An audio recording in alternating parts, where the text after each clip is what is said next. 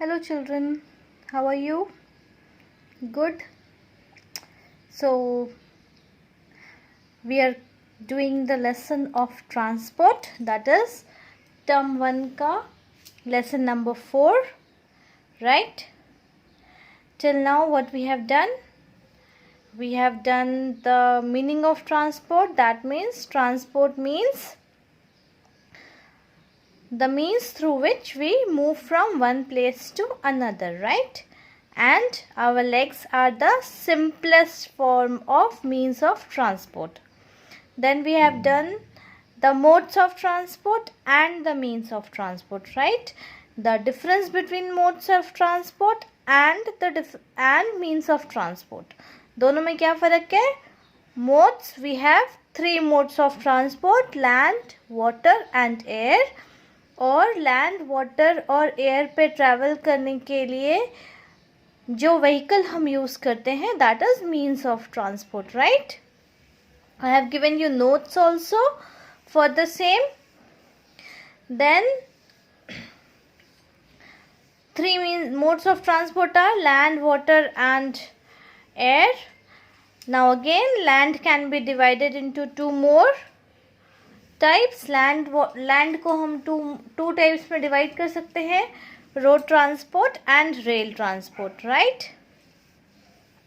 Then water में we have done boat, cargo ship, cruise liners. And air transport में aeroplane, cargo plane and helicopter, right?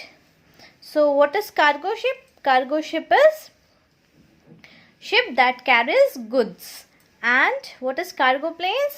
Cargo planes are the planes that carry goods, right? Okay. Now today what we are going to do is communication,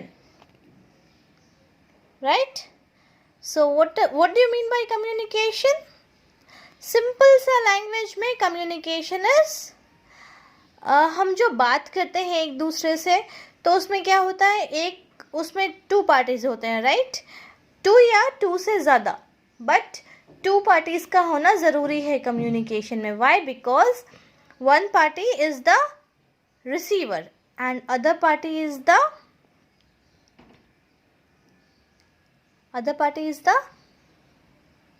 sender.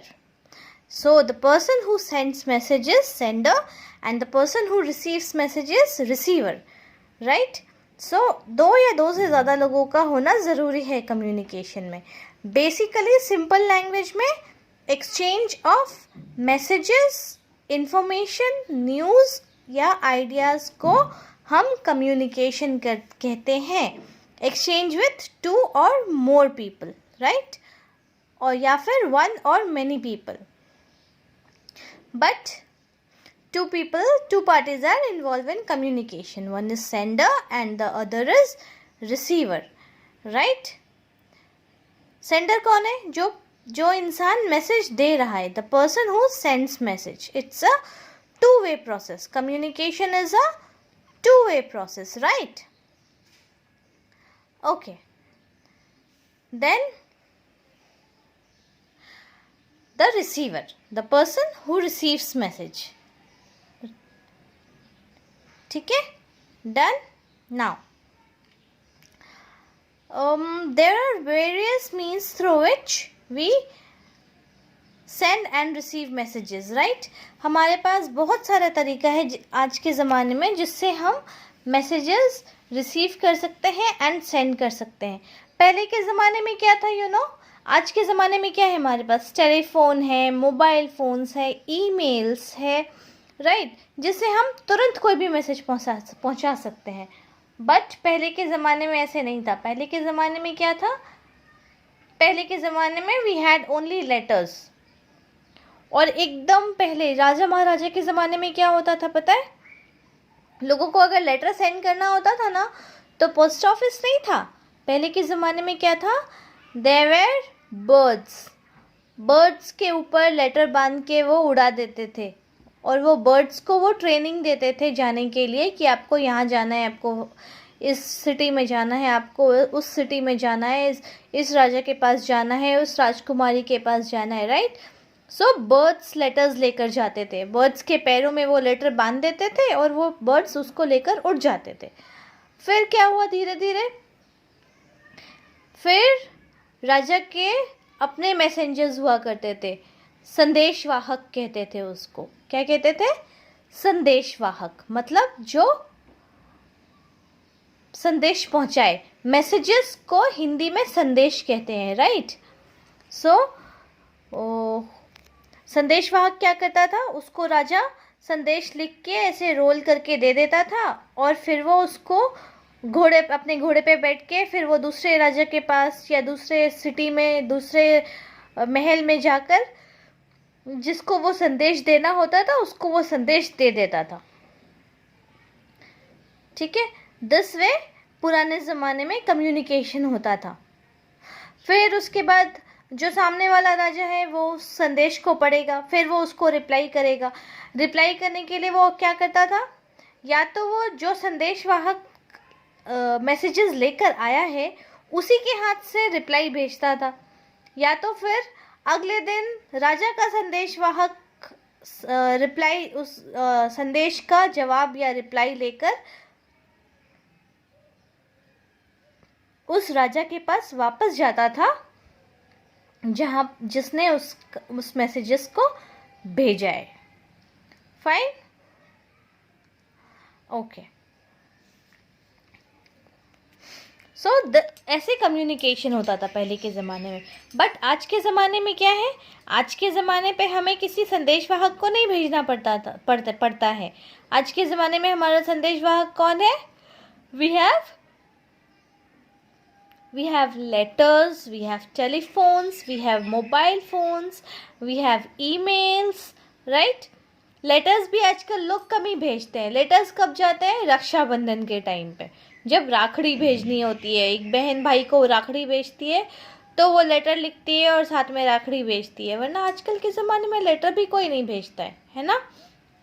या तो फिर किसी के घर पे शादी है या लगन, शादी और लगन होता है, उस टाइम पे लगन का कार्ड भेजना है, इनविटेशन कार्ड, तो लेटर्स का इस्तेमाल होता है या पोस्ट ऑफिस का इस्तेमाल होता है ना।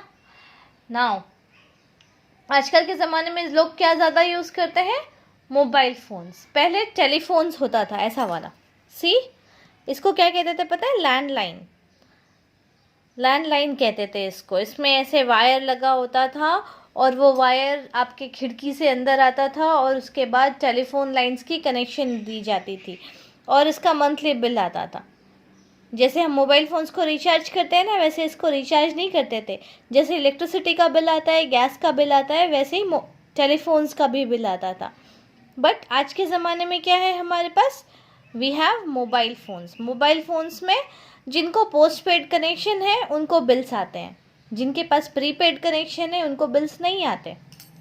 और पहले और क्या होता था, लैंडलाइन में क्या होता था, कभी आपका फ़ोन लगा, कभी नहीं लगा, कभी फ़ोन डेड हो गया तो आप मैसेज कैसे पहुंचाओगे? मैसेज पहुंचाने में देर होता था। बट मोबाइल फ़ोन में क्या है, अगर आपका फ़ोन किसी ने नहीं उठाया तो आप क्या करते हो, उस पर मैसेज डाल देते हो। और आजकल तो इंटरनेट का ज़माना है, इंटरनेट से क्या फ़ायदा है हमें? What we do is we can send messages through internet, isn't it? We can send emails, we can send messages. There's WhatsApp, there's Facebook, there's Instagram, so many things we have today, right?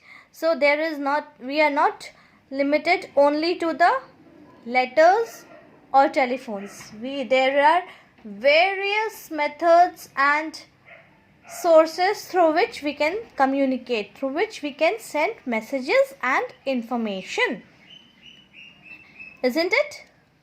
Okay, now let's do some questions and answers on that. Now, do you know what is the difference between internet and emails?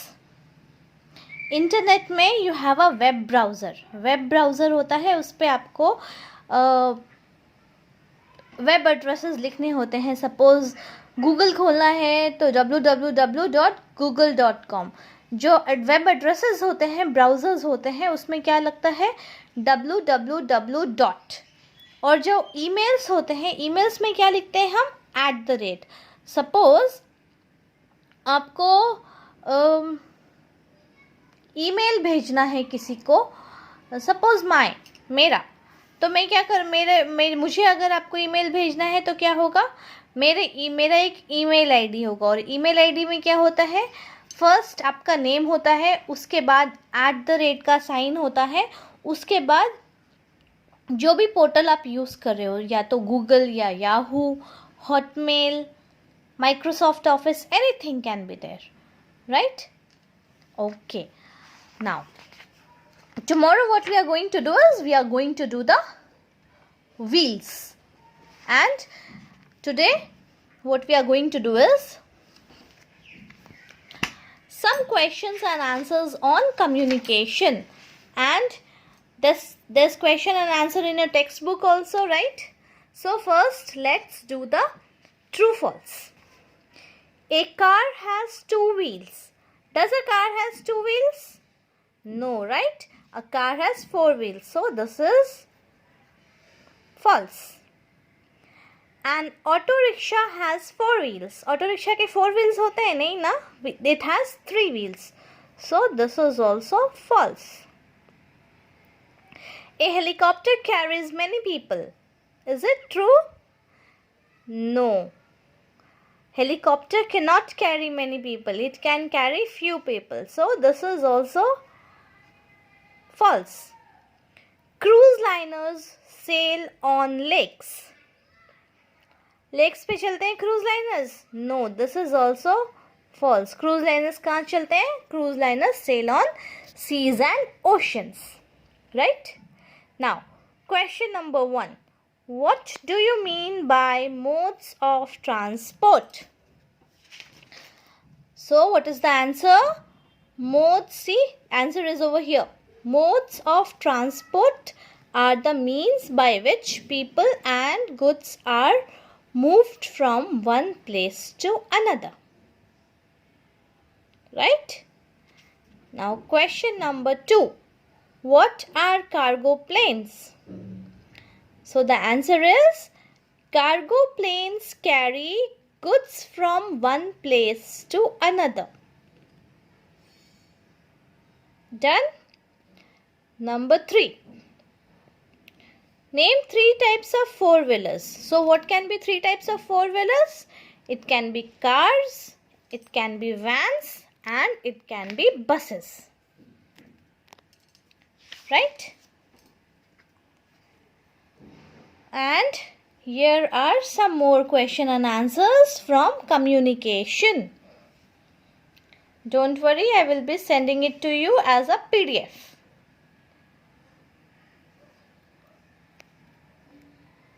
And one more thing, parents बहुत सारे calls आए मुझे books के लिए, books term 1 की book notebook अलग बनानी ज़रूरी है क्या? सो द आंसर इज़, अगर आपने टर्म 1 की बुक अलग नहीं बनाई है और आपके PA1 की नोटबुक में पेजेस बाकी है, तो आप PA1 की नोटबुक कंटिन्यू कर सकते हो, राइट? आपको टर्म 1 की बुक अलग से बनाने की ज़रूरत नहीं है। और जिन लोगों ने टर्म 1 की बुक अलग से बना ली है नोटबुक, दैट्स ओके, कोई बात नहीं, चिंता की बात नहीं है। टर्म 1 की नोटबुक में पेजेस बचेगी तो हम उसमें टर्म 2 का लिख लेंगे, और PA1 की बुक्स में अगर नोटबुक में अगर पेजेस बच गई है तो हम उसमें PA2 का लिख लेंगे, राइट? अब कोई कन्फ्यूजन नहीं होनी चाहिए। तो जिन लोगों ने टर्म 1 की नोटबुक नहीं बनाई है वो PA1 की नोटबुक में लिख सकते हैं, नो इश्यूज। डन? एंड अभी जो मैं ये वाली जो बुक है ये टेक्स्ट बुक है, और जो दूसरी वाली बुक है वो वर्क बुक है।